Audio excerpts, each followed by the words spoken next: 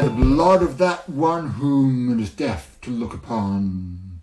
So sonorously invoked the mouser, as with eyes closed and arms outstretched he cast the rune given him by Shilba of the eyeless face, which would destroy all sorcerers of less than first rank of an undetermined distance around the casting point, surely for a few miles one might hope, so smiting Halsjald warlocks to dust. Whether his great spell worked or not, and in his inmost heart he strongly mistrusted that it would, the mouser was very pleased with the performance he was giving. He doubted Shilba himself could have done better. What magnificent deep chest tones! Even Fafod had never heard him declaim so. He wished he could open his eyes for just a moment to note the effect his performance was having on Gwei's magicians.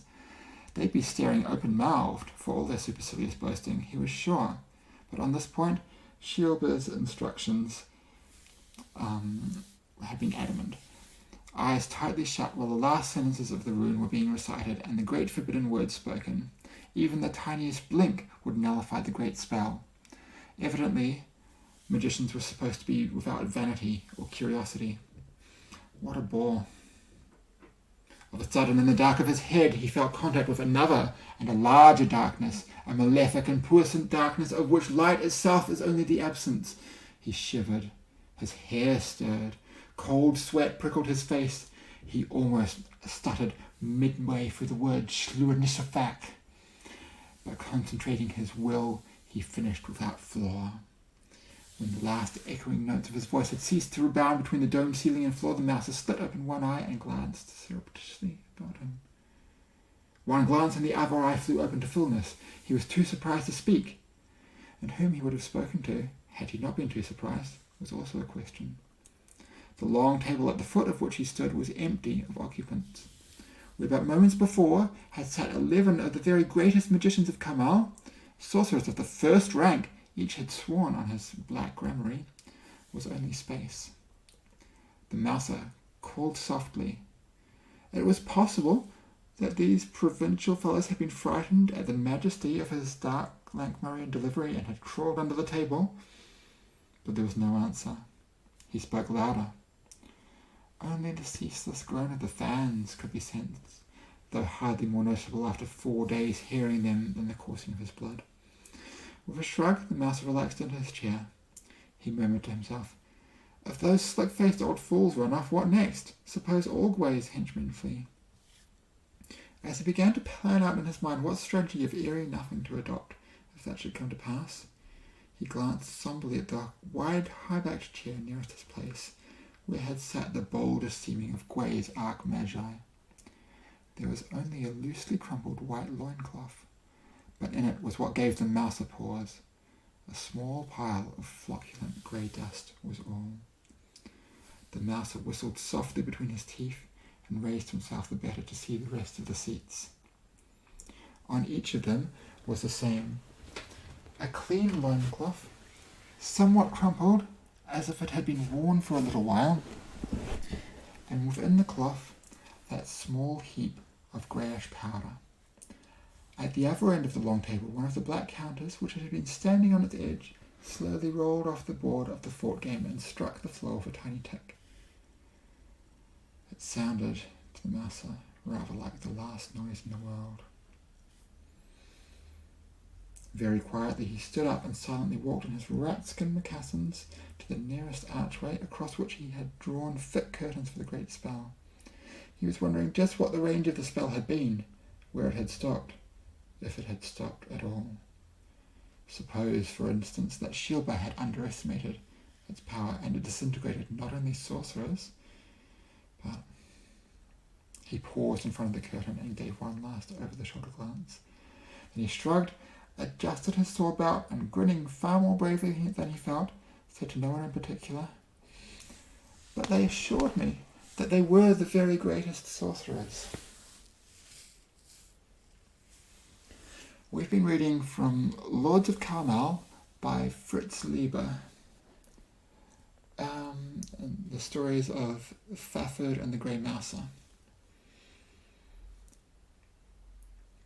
The Fafod and the Grey Mouser are two roguish heroes, Fafod hailing from the frozen wastes to the north, and the Grey Mouser originally a magician's apprentice who left that calling and became a common thief.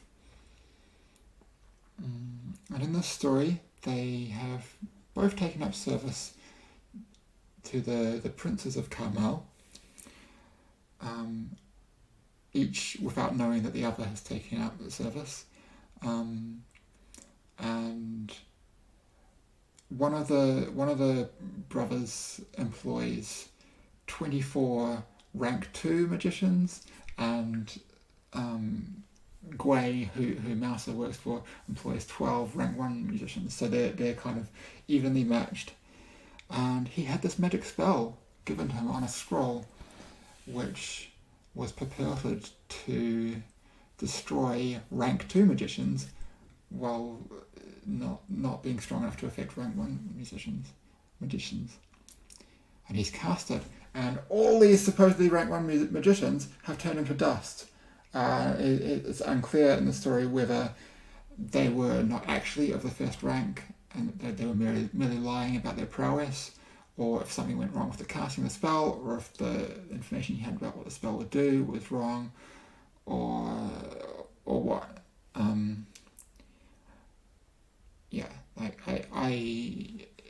I personally think it's most likely that they were lower ranked magicians than they claimed. I feel that that's the interpretation that's more strongly suggested in the text, but all these possible interpretations have support in the text. Anyway, to the point, what we have witnessed here is a scene of a rogue casting a magic spell from a scroll, and that's significant.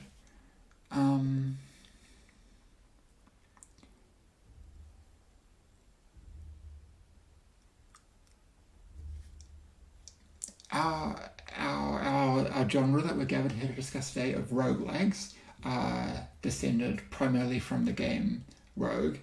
And Rogue and the early roguelikes were very much digital implementations of Dungeons and Dragons and similar tabletop role-playing games from the 70s and 80s. And the Dungeons and Dragons has two roots of ancestry. It comes from war games, miniature war games, most notably from the game Chainmail, which was a war game about wizards and knights and so on, battling with fireballs and stuff. But war games originally come from reenacting actual wars that happen, simulating them, and even prior to that, from trying to plan battles, from people trying to with game pieces, trying to make a simulation of how a battle might play out if they approach it different ways, in order to try and understand the best strategy to be able to win in real life. So, tracing back historically, these games come originally from actual war, and then from games based on war, and games directly related to planning war, and then games inspired by that, and so forth down the tree. The other main ancestor of Dungeons and Dragons is these fantasy stories. It's more or less an attempt to use the rules based on the miniature war games in order to be able to play out situations from fantasy novels.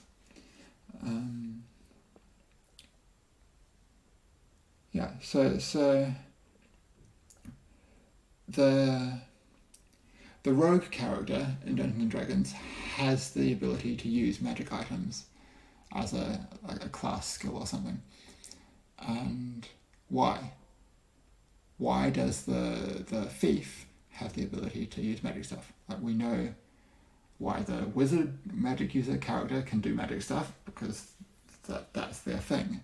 The fighter doesn't have the ability to use magic stuff because he's his or her, their focus is on the physical plane and not magic stuff. The rogue, on the face of it, you would think that they were based in the physical. They sneak past things, they backstab, they do physical stuff, just more subtle physical stuff than a barbarian or fighter does. But I'm just not sure if my computer's automatically shut down because I didn't press the mouse. Yeah, I'll have to change that. Yeah, it's still recording. Great. In this story, the Grey Mouser, who is a rogue, he's a diminutive guy who he can fight, but he's more than happy to sneak past and avoid a fight if he can. He steals things. He's a rogue, but before he entered this life of villainy,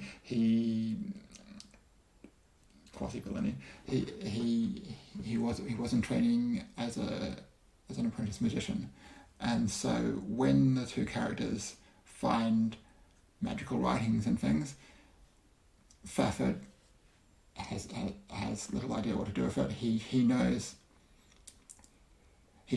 certain kinds of law because he has his background, but like written magic, the things of magicians, he knows nothing about. But the Grey Mouser is able to figure some of it out, to do some things with it, and in this case even cast a very powerful spell.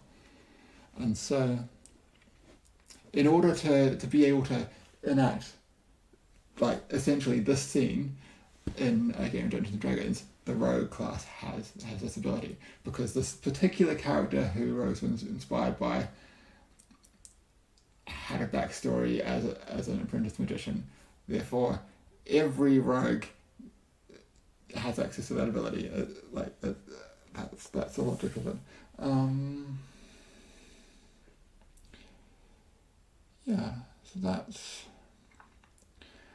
I think that's interesting, because then coming into roguelike games, we have a character who is a simple thief descending into a dungeon with just a bow and a short sword, and gradually accumulates magic items, but has the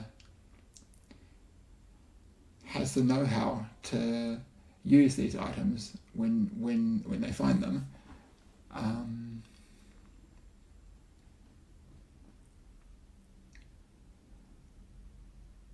Yeah, like you could have a game of Rogue where the rogue finds magic scrolls, but just can't read magic runes, and so they're just useless scraps of paper to them. Like, right? That's plausibly how the game could go. It's not so interesting. How they have this ability. Why do they have this ability? Basically because it's the Dungeons and Dragons character class that basically was based on the Grey Mouser, who trained as an apprentice magician. So they like the canonical rogue. Yeah, I think of the Grey Mouser character as the canonical rogue character, and that in the game Rogue and early roguelikes, that's to me the explanation of why this character can do so much magic stuff, because it's him.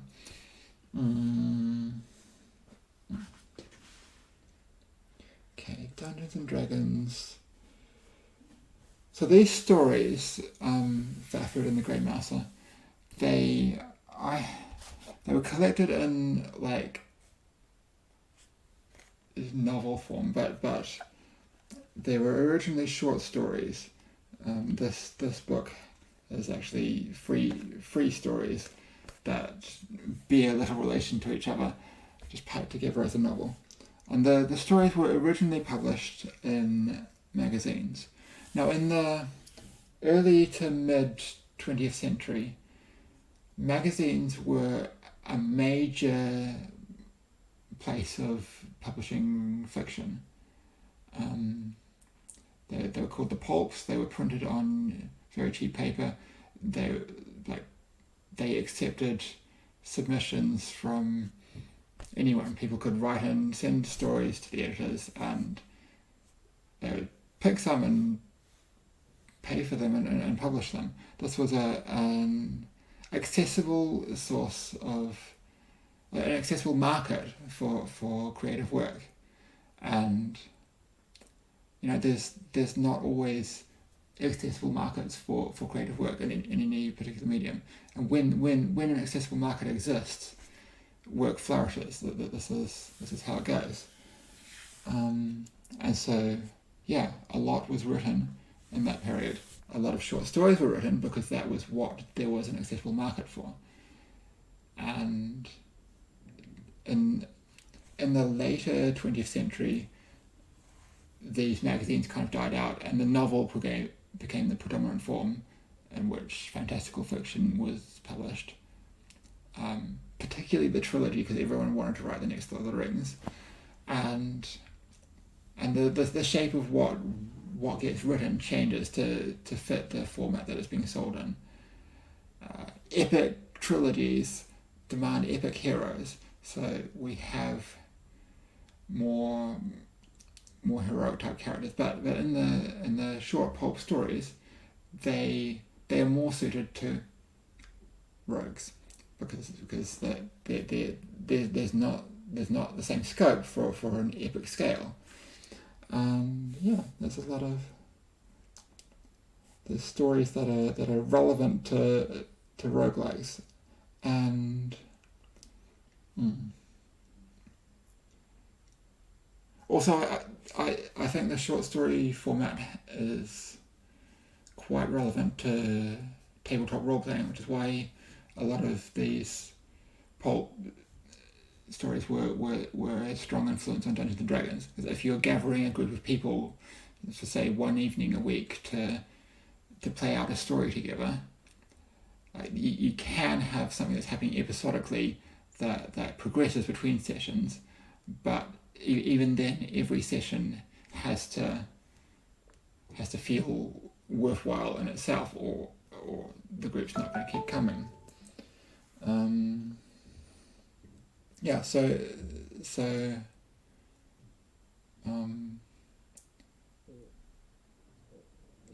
I feel that the proliferation of fantasy short stories in the pulp magazines was a massive influence on how, just the way they would structure a story to make a session, an adventure that fits into a handful of pages. It was very relevant to how to make a story that fits into a role-playing session. Obviously, novels were also an influence there. That can't be denied, but especially for rogue characters. Regarding Dungeons and Dragons, I've got here Appendix N from the Advanced Dungeons and Dragons Dungeon Master's Guide. Inspirational and educational reading. Inspiration for all of the fantasy work I have done stems directly from the love my father showed when I was a tad, for he spent many hours telling me stories he made up as he went along, tales of cloaked old men who could grant wishes, of magic rings and enchanted swords, or wicked sorcerers and dauntless swordsmen. Then too, countless hundreds of comic books went down, and the long-gone EC ones certainly had their effect. Science fiction, fantasy, and horror movies were a big influence. In fact, all of us tend to get helpings of fantasy when we are very young, from fairy tales, such as those written by the Brothers Grimm and Andrew Long. This often leads to reading books of mythology, paging through bestiaries, and consultation of compilations of the myths of various lands and peoples. Upon such a base, I built my influence in my interest in fantasy, being an avid reader of all science fiction and fantasy literature since 1950. The following authors were of particular inspiration to me. In some cases I cite specific works, in others I simply recommend all their fantasy writing to you. From such sources, as well as from just about any imaginative writing or screenplay, you'll be able to pluck kernels from which grow the fruits of exciting campaigns. Good reading. So he lists Paul Anderson, John Bellairs, Lee Brackett, Frederick Brown, Edgar Rice Burroughs, Lynn Carter, Al Sprague de Camp, August Derleth, Lord Dunsany, Philip Joseph Farmer, Gardner Fox, Robert E. Howard, Sterling Lanier, Fritz Lieber, Howard Phillips Lovecraft, A. Merritt, Michael Moorcock, Andre Norton, Andrew J. Offutt, Fletcher Pratt, Fred Saberhagen, Margaret St. Clair, J.R.R. Tolkien, Jack Vance, Stanley Weinbaum, Manly Wade Wellman, Jack Williamson, Roger Zelazny. Blah blah blah. The most immediate influences were probably De Camp and Pratt, Robert E. Howard, Fritz Lieber, Jack Vance, Howard Phillips Lovecraft, and A. Merritt, but all the above authors, as well as many not listed, helped to shape the form of the game. For this reason, and for the hours of reading enjoyment, I heartily recommend the works of these fine authors to you. So this is a strong list. I haven't read everything on it, but I've read a lot, and there's some great work. There's some pulp shorts there. There's some novels.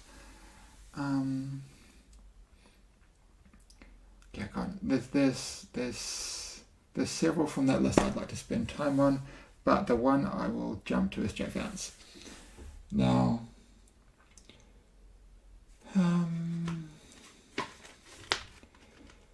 typically when people talk about Jack Vance in reference to games, they refer to his spellcasting system. What is his spellcasting system? Let's have an example here. An age is gone, the sage had said, his eyes fixed on a low star. 1,000 spells were known to sorcery, and the wizards affected their wills. Today, as earth dies, 100 spells remain to man's knowledge, and these have come to us through the ancient books. But there is one called Pandulum, who knows all the spells, all the incantations, cantrips, runes, and thaumaturgies that have ever wrenched and moulded space. He had fallen silent, lost in his thoughts. Where is this Pandulum? Turgeon had asked presently. He dwelled in the land of Embellion, the sage had replied. But where this land lies, no one knows. How does one find Pandulum then? The sage had smiled faintly. If it were ever necessary, a spell exists to take one there. Both had been silent a moment, then the sage had spoken, staring out over the forest.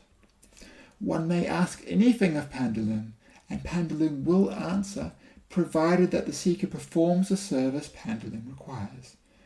And Pandulum drives a hard bargain. Then the sage had shown Turgeon the spell in question, which he had discovered in an ancient portfolio and kept secret from all the world. Turgeon, remembering this conversation, descended to his study, a long, low hall with stone walls and a stone floor deadened by a thick russet rug. The tomes which held Turgeon's sorcery lay on the long table of black seal, or were thrust helter-skelter into shelves. These were volumes compiled by many wizards of the past, untidy folios collected by the sage, leather-browned librams setting forth the syllables of 100 powerful spells, so cogent that Turgeon's brain could know but 4 at a time. Turgeon found a musty portfolio, turned the heavy pages to the spell the sage had shown him, the call to the violent cloud. He stared down at the characters, and they burned with an urgent power, pressing off the page as if frantic to leave the dark solitude of the book. Turgeon closed the book, forcing the spell back into oblivion. He robed himself with a short blue cape, tucked the blade into his belt, fitted the amulet holding Lacadel's rune to his wrist. Then he sat down and from a journal chose the spells he would take with him. What dangers he might meet he could not know, so he selected 3 spells of general application: the excellent prismatic spray, Fandel's mantle of stealth, and the spell of the slow hour. He climbed the parapets of his castle and stood under the far stars, breathing the air of ancient earth. How many times had this air been breathed before him? What cries of pain had this air experienced? What sighs, laughs, war-shouts, cries of exultations, gasps? The night was wearing on. A blue light wavered in the forest. Turgeon watched a moment and at last squared himself and uttered the call to the violent cloud. All was quiet. Then came a whisper of movement swelling to the roar of great winds. A wisp of white appeared and waxed to a pillar of boiling black smoke. A voice deep and harsh issued from the turbulence. At your disturbing power is this instrument come. Whence will you go? 4 directions, then one, said Turgeon. Alive must I be brought to Embellion. The cloud whirled down. Far up and away he was snatched, flung head over heels into incalculable distance. 4 directions was he spread. Then one, and at last a great blow hurled him from the cloud, sprawling him into Embellion. Turgeon gained his feet and tottered a moment, half dazed, his senses steadied. He looked about him. Okay. So spells are discrete named effects. In video games, we kind of take this axiom for granted, but in fiction, there's a huge variety of ways that magic can be and has been represented. And the idea of a spell as a discrete effect is honestly a bit weird. Like we have magicians who simply command the forces of nature to their will. We have magicians who have a science of magic by which they can construct effects that they desire. But here we have, like in the past, there were magicians who could do the science of magic and construct spells, but now spells just are, and no one has the law anymore to make new ones or to change what they do, but we find a spell and we cast it.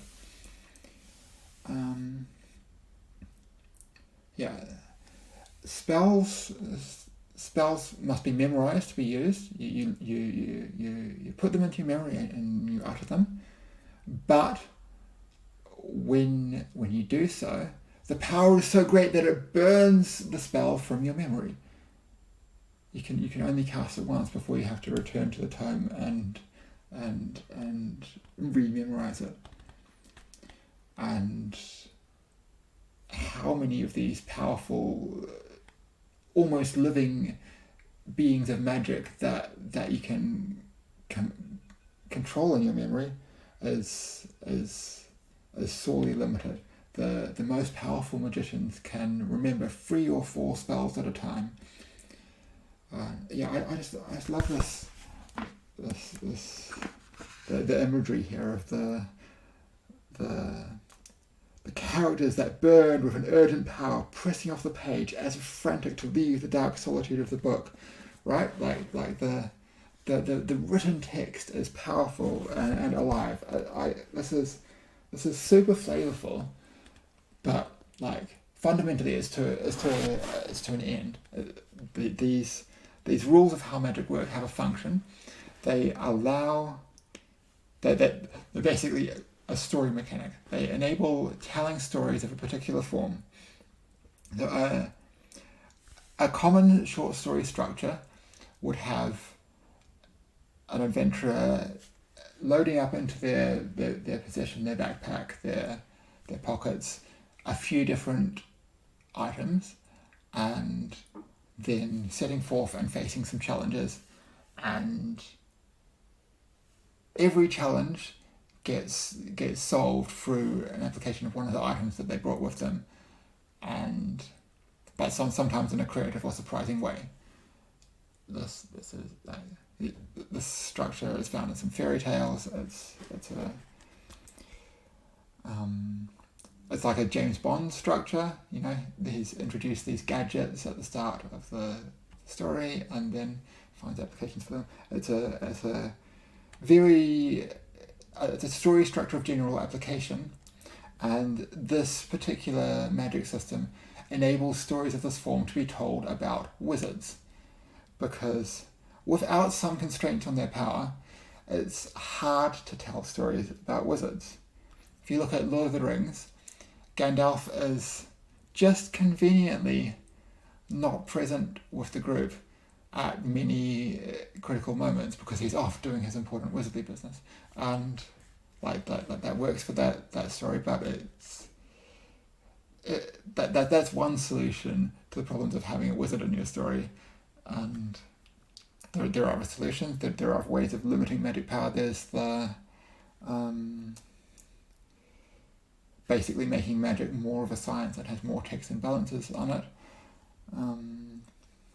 But yeah, this is a simple, clean way of limiting what a magician can do in an intelligible way that suits the needs of a quick action pulp short story. And yeah, he tells a few stories about a magician who memorizes a few spells and that goes off and has an adventure across the next few pages, and each spell comes in handy. This system is well suited to being a game mechanic, and in the original Dungeons and Dragons, this was how wizards cast their spells. It is basically ripped straight from Dying Earth. They find spell books, the spells have spells written in them. Any spell they have written down, they can memorize at the start of a day, and then throughout the day they can cast those spells once each.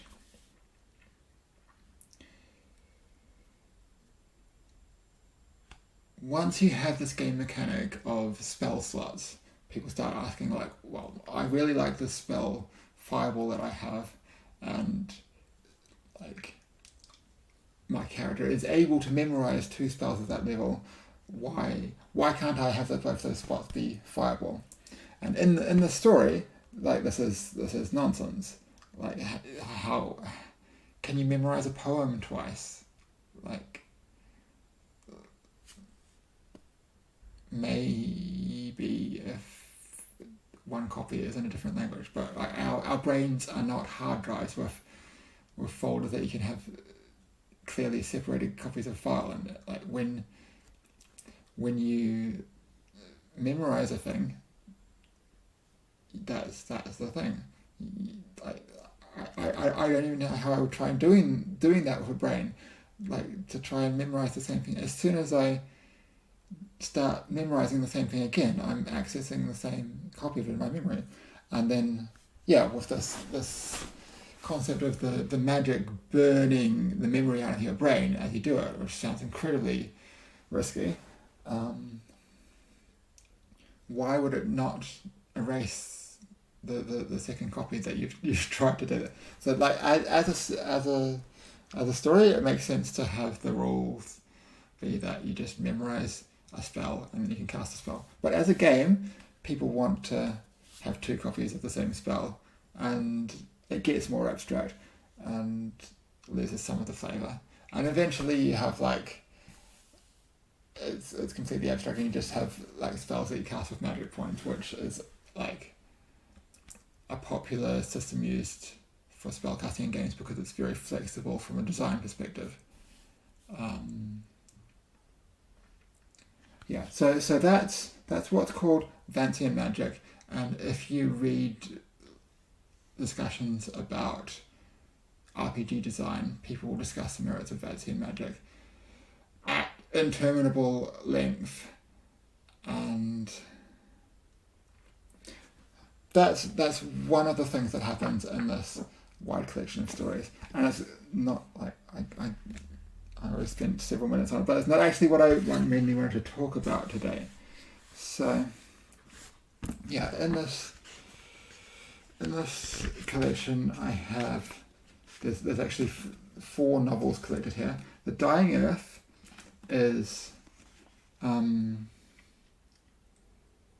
collection of short stories, pulp stories, that are originally published as short stories but made into a novel.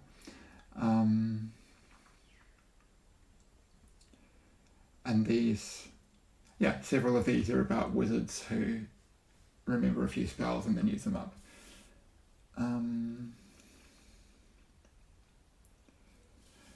So with all these short stories being written for the magazines,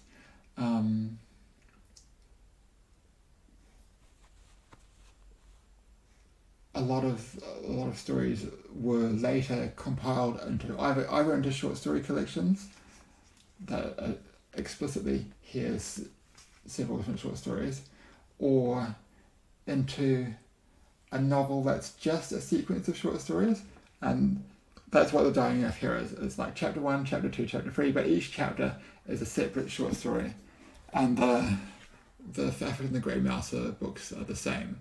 This book has 3 short stories in it, and there's essentially no thread between them except that they have the same characters. Or sometimes people would write a fix-up novel, which was a collection of short stories, but with the writing work done to bind the stories together to make it actually flow as a single longer story.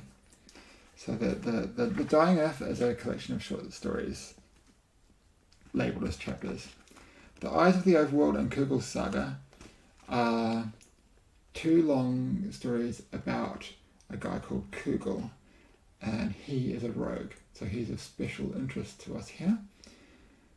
And these were written later. It says they're published in 66 and 83, so I'm not sure if they were originally written as separate short stories and then compiled or fixed up, or if it was originally written as a novel. But it's highly episodic. It still uses basically the structure of a series of short stories, but the short stories are following through the adventures of this one character. And occasionally, if he has some success in one of the stories, he might have some money or some items that he carries with him into the next chapter. Often he faces disaster and enters the next chapter with nothing. So this story structure is called picaresque. It dates back to the 16th century. It's basically the roguelike novel. We have stories about a character who's often down on their luck, surviving based on their wits, has adventures and misadventures.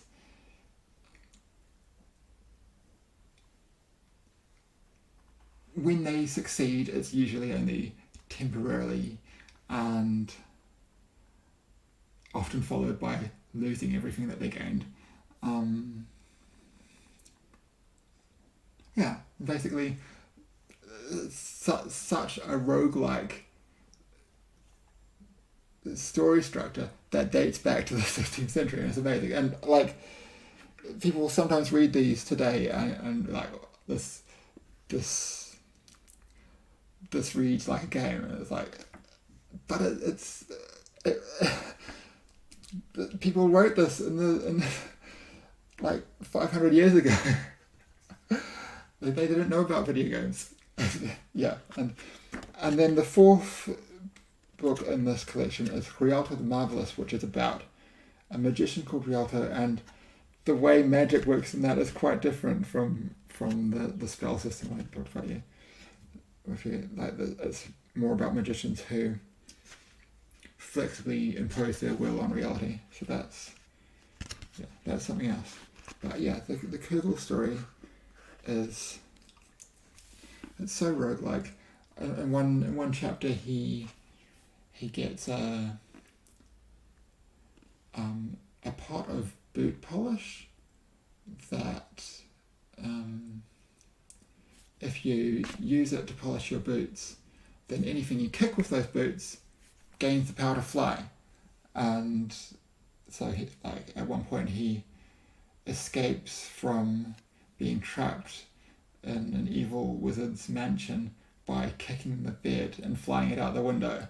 At another point, he has a whole ship of passengers that's floating along. Eventually, he loses the boot polish in a tragic misadventure that was largely his own fault from being overambitious. And this happens repeatedly. He gets some money, he gets a magic item, and he just does something foolish and he loses it. And that's how the story goes. He's not an admirable hero. He's foolish and often unlikable. But he gets up after his knockbacks and he persists and you eventually give him some small admiration for that, even if you don't really like him very much. Yeah, so at one point, let me see, we meet a magician.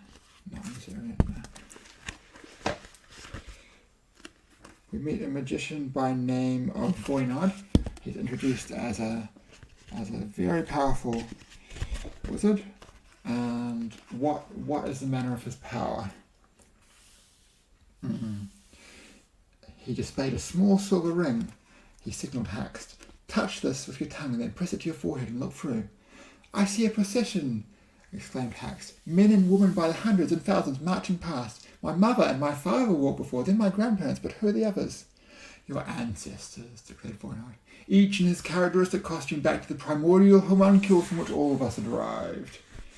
He retrieved the ring and, reaching into his pouch, brought forth a dull blue and green gem. "Watch now as I fling this jewel into the river Scamander." And he tossed the gem off to the side. It flickered through the air and splashed into the dark water. "Now I merely hold forth my palm and the gem returns." And indeed, as the company watched, there was a wet sparkle across the firelight, and upon Voynod's palm rested the gem. With this gem, a man may need never fear penury. True, it is of no great value, but he can sell it repeatedly. And he shows this and that, like various items. He never cast a spell. His sole claim to being a wizard is this bunch of stuff he has. And later, through some successful trickery, Kugel comes into possession of several of these items. He's very pleased with himself. "First of all, know that I am a powerful wizard. Behold, a tube which projects blue concentrate, and here a screed listing 18 phases of the Laganetic cycle, and this instrument, a horn which allows information to be conveyed into the dead brain. I possess other marvels galore."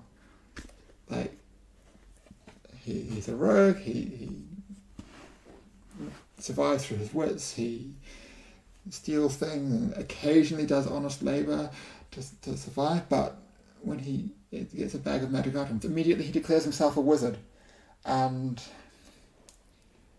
yeah, so to me, more than the spell casting thing, that's Vantan magic. That wizardry is largely having a wide collection of magic items. And that's fundamentally the arc of rogue and a roguelike. That an adventurer enters the dungeon armed with only a short bow and a short sword, and finds a magic scroll, finds a magic wand, finds a magic ring, and eventually has a large collection of stuff. And so they followed this character progression from being a rogue to being like in the way that it's described in this story, a wizard. I know for some people this is hard to stomach because you've internalized this RPG class system thing that a rogue is this type of person and a wizard is this type of person, and like you can multi-class, but like this is not multi-classing. This is progressing by successful roguery to having enough alchemical paraphernalia that you are effectively a magician rather than a rogue. The moment-to-moment decisions you're making in the game are about which of my vast array of magical equipment shall I use, rather than how to sneak past something or like the tactical combat grid. That you've progressed from thinking about the game as a rogue to thinking about the game as a magic user. So that's to me like the a fundamental interesting thing about roguelikes, that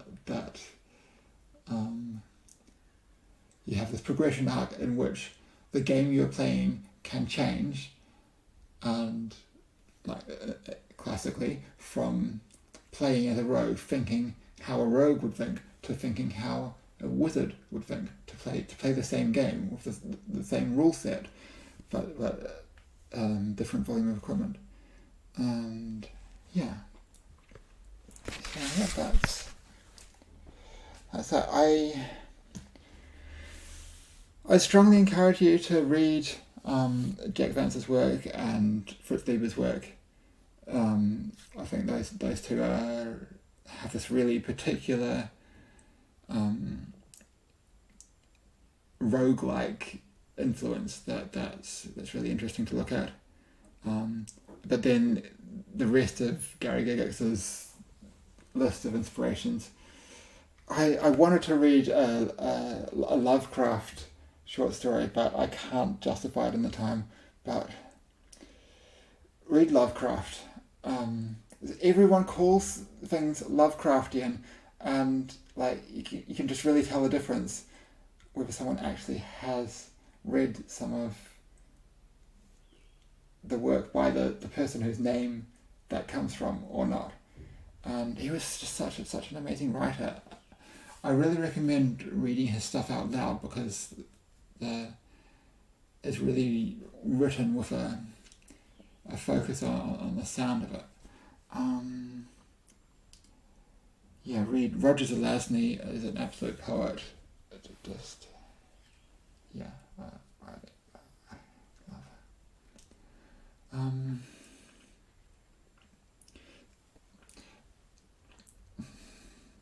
Sometimes people don't like to go back to the sources of works that they like because they have this fear that it's going to somehow reduce their originality and make them less creative, and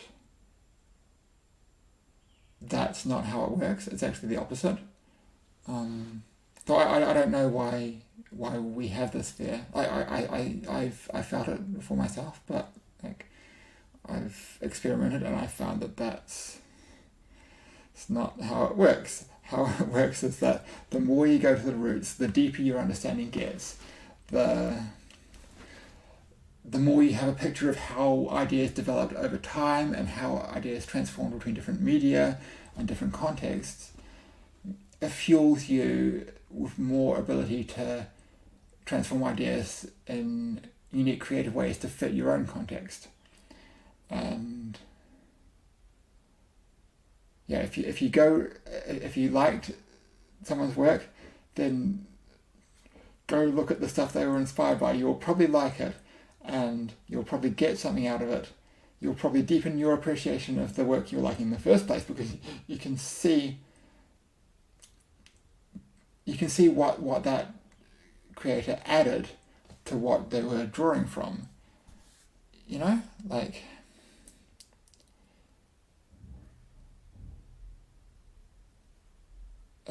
If you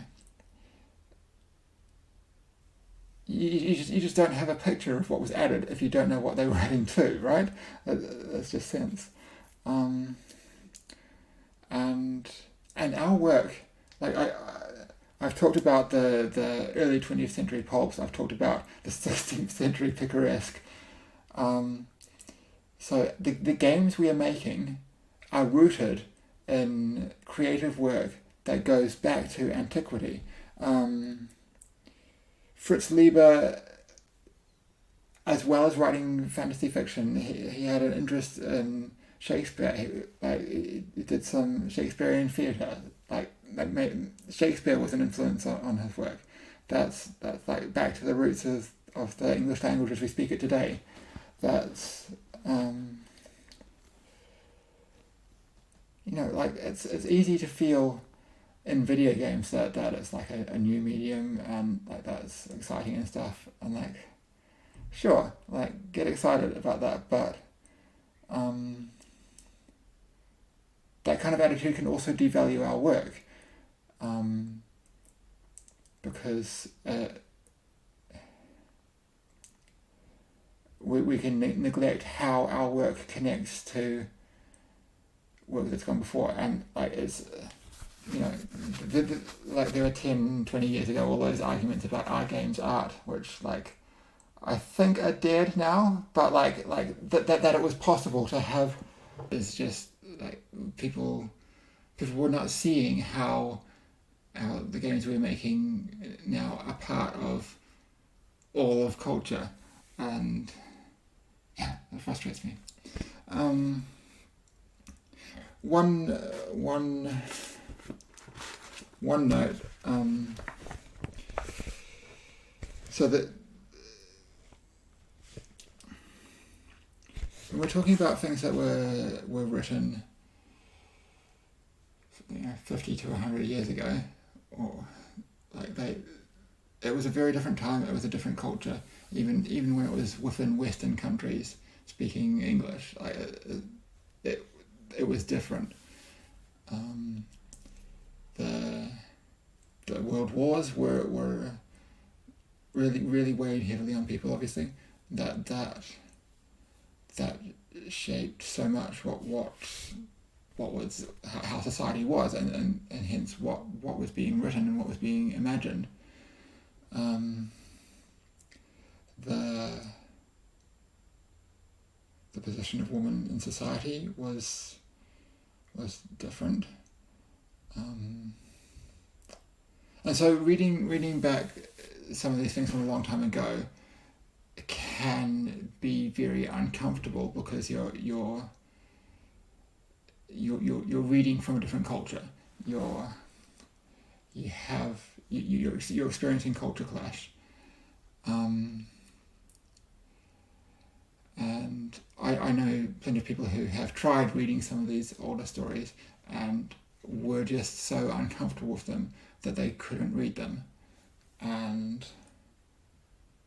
I think that's a shame, because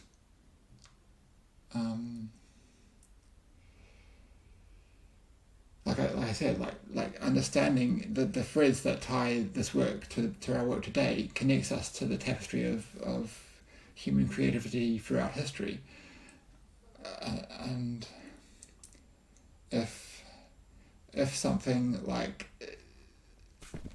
a cultural attitude that was around at the time is just so uncomfortable to you that you can't connect with that, then that's sad.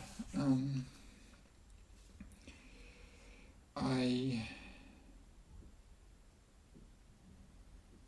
don't have an answer to that, but I would encourage people to read widely and across a space of time, and to look at how ideas develop across time.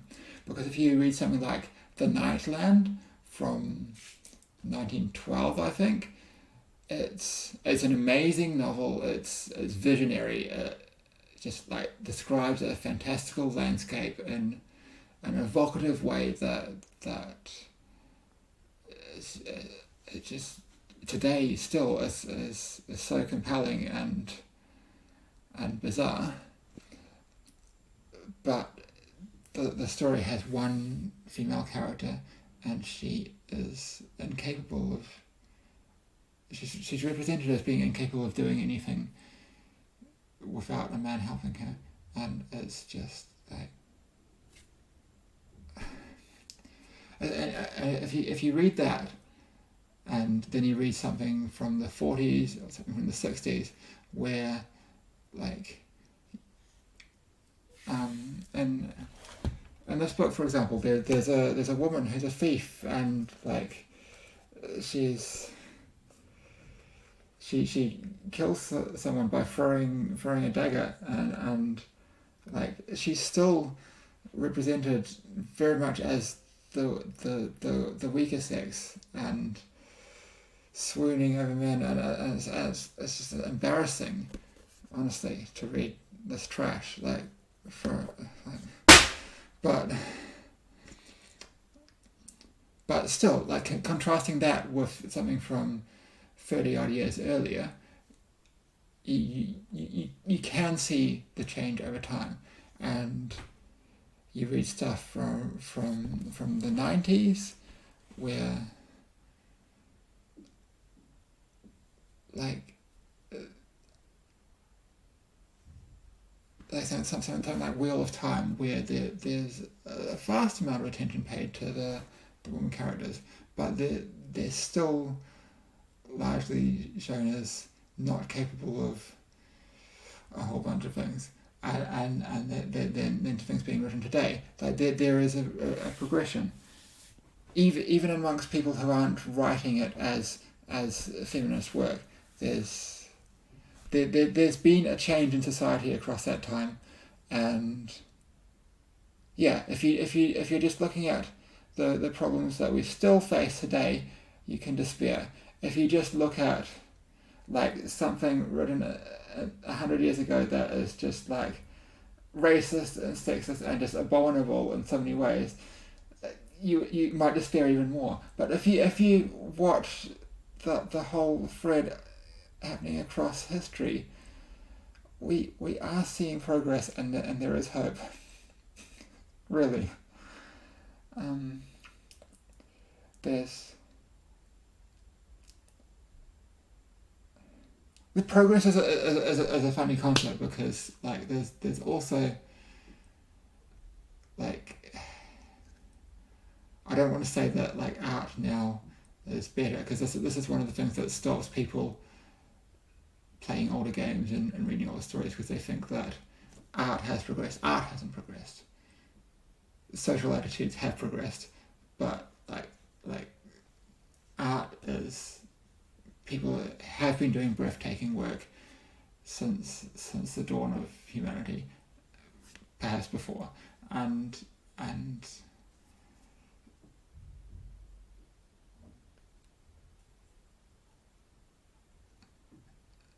many societies in the past have had, like to collapse the immense variety of human diversity across all of time and space into a linear narrative of progress is nonsense.